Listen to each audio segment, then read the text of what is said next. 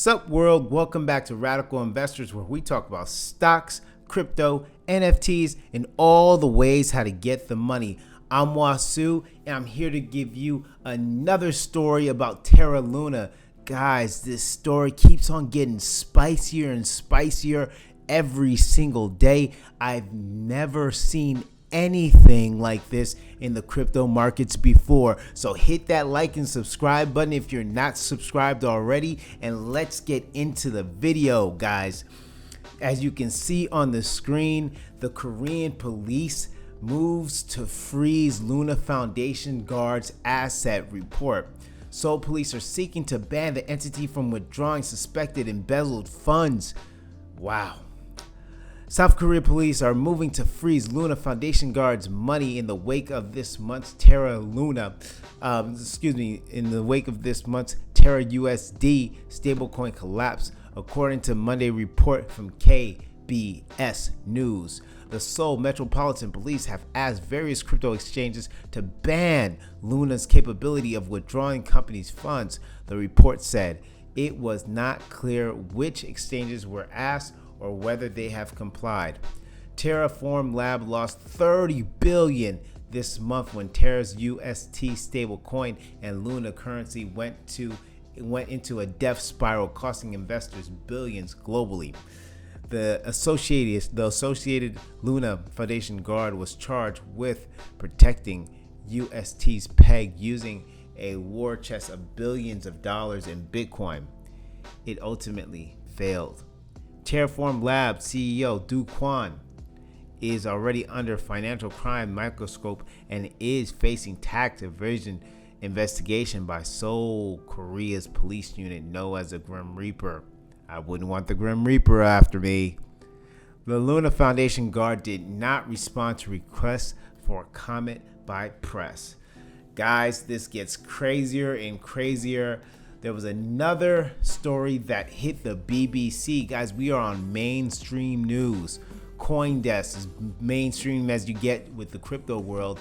And on BBC, this is the traditional world. People are covering this. The words Terra Luna are going all over the world. Let's see what they have to say.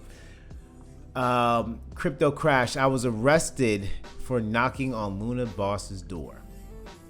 Looks like there was a guy trying to get his money from Do Kwon, huh? Let's see. The sudden collapse of the two popular digital coins in early May shocked investors and wiped out $400 billion from the value of many of their cryptocurrencies, including the biggest, Bitcoin.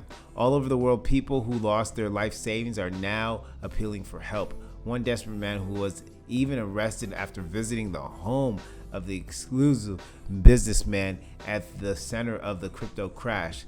He told BBC News his life was in tatters. In the volatile world of cryptocurrency, fortunes can be made and lost rapidly, but the May 2022 crypto crash has been particularly devastating for one man in Seoul, South Korea. I felt like I was going to die. The currency streamer known as Chaser says, I lost a lot of money in a short period of time. Around 2.4 million of my cryptocurrency was wiped out. Chancer has been investing in cryptocurrency since 2017 and says he became wealthy in the past 5 years as the value of Bitcoin and other digital coins rose. Here in Korea, I was in the top 1% in terms of my finances, but thanks to the crash, I'm now in trouble, he told BBC. Chancellor invested $800,000 of his money in digital token called Terra Luna at the worst possible time. A big bet. Wow. Don't mean to laugh at your pain, brother. This is an interesting story. Terra Luna came to prominence in December 2021 when the value of the coin started to rise from $5 to a high of $116 in April. That's just last month, you guys. Like many people, Chancellor made a big bet on the coin rising further. But then suddenly on May 9th, it collapsed, losing 99% of its value in just 48 hours. Now each Terra coin is worth 0.0002 or 0.02 of a cent. That is the chart. Panicked and sell off. Terra Luna fell, began we know all this stuff, so we're just gonna skip that. There's a picture of Do Kwon. So let's go down here. So the streamer traveled across his home city and knocked on Mr. Do Kwon's door. He also decided to share the potential confrontation with his viewers and stream the event to 100 people watching on this channel. Surrendered myself. He was disappointed when Mr. Do Kwon's wife answered the door, and she said her husband was out. Worse was to come. The police were alerted and he was arrested. Local media captured the moment, arrived at Seoul's police station for questioning. I surrendered myself to the police twice. Chanter says, I didn't trespass on Do Kwon's property, but according to Korean law, it's illegal to just go there and try to talk. I didn't know. Chancer says he'll most likely face a fine and criminal recording that could make his life difficult. Brother, your life's already difficult. It's so hard, he says. I lost a lot of money and now I'm being investigated by the police. I originally served as a civil servant in Korea, but if I'm convicted of this case, I may not be able to return to the civil service again. In Korean culture, the people itself is not important, but rather the fact that it caused a scandal. I even had to apologize publicly as a sinner.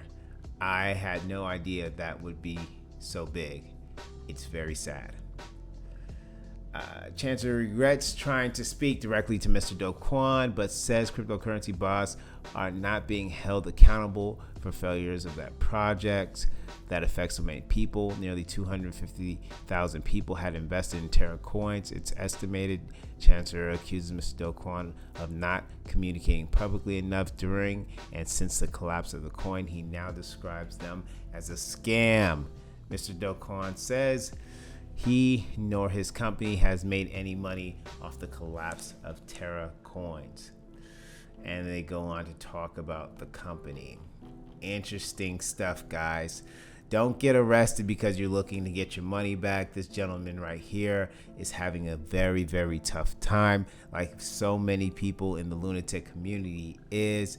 But, violence and going to people's homes is not the answer. And remember, guys, this wasn't a rug pull. This was an attack.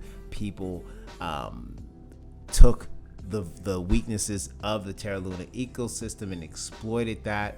That's something that happens on crypto. It's just very, very sad to see so many people lose their money. There was one other thing that I wanted to talk to you guys about, and that was a tweet by Terra Money. Very interesting stuff, you guys. I'm just going to read you the tweets, and then on the back end, I'm going to give you some commentary. It starts off like this. Recently, a few community members, including some of the TFL, have referred to the proposed new blockchain in Proposition 1623 as a fork as opposed to a Genesis chain.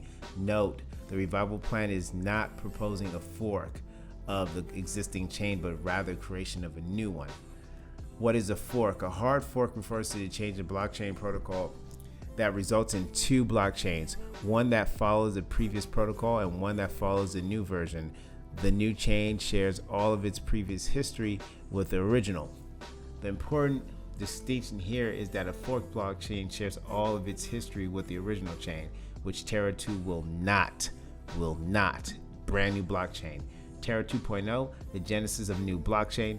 If Proposal 1623 passes, a brand new blockchain, Terra, shall be created, starting from the Genesis block 0 that will not share any history with Terra Classic. So it's a brand new blockchain, you guys. Absolutely zero history with Terra Classic, wiping it clean.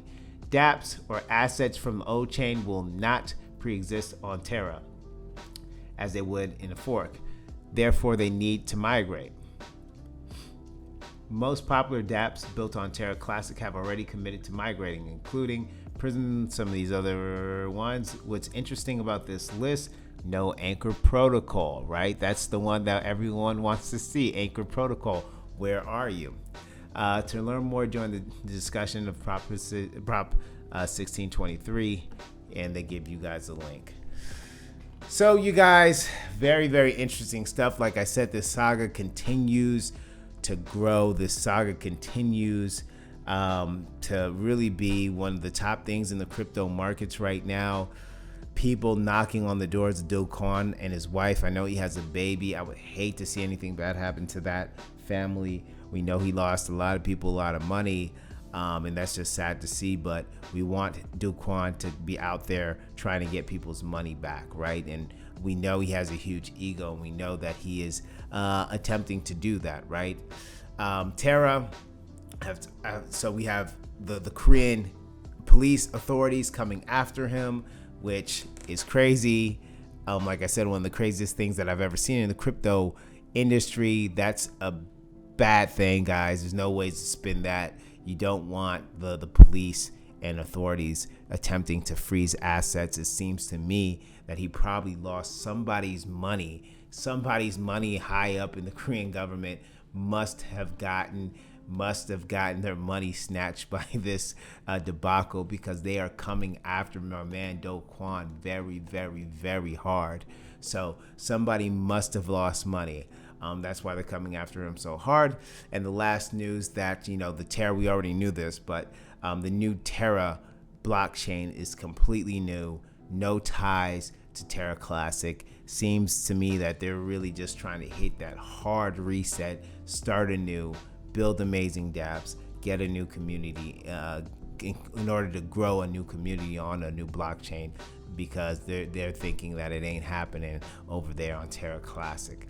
Guys, let us know in the comment section. Are you still holding? Are you buying more? Do you think Terra is a disaster? Is Do Kwon a scam artist? What are you guys doing?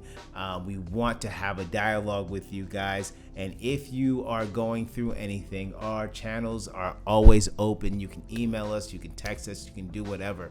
Do not do any harm to yourself. Do not do any harm to anybody else. Do not take yourself out of the game, guys. We are on this marathon, right, for a very, very long time. And as long as we are in the game, as long as we're fighting, as long as we're breathing, we can create generational wealth. Make sure you hit that subscribe button. As always, happy hunting. I'll catch you on the next one.